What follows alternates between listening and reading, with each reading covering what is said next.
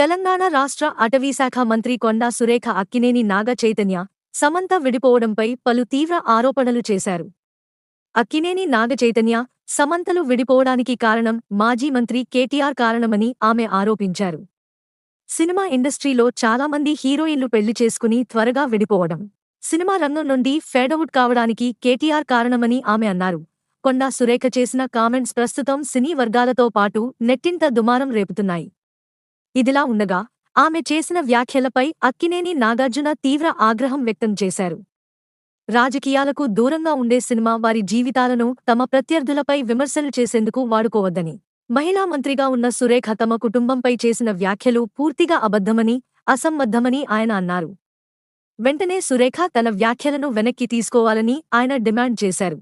ఇలా సినిమా వారి వ్యక్తిగత జీవితాలను రాజకీయ నేతలు తమ అవసరాల కోసం వాడుకోవడం ఏమాత్రం మంచిది కాదని పలువురు నెట్టింట కామెంట్ చేస్తున్నారు. ప్రస్తుతం కొండా సురేఖ వ్యాఖ్యలపై నెట్టింట తీవ్ర చర్చ సాగుతోంది.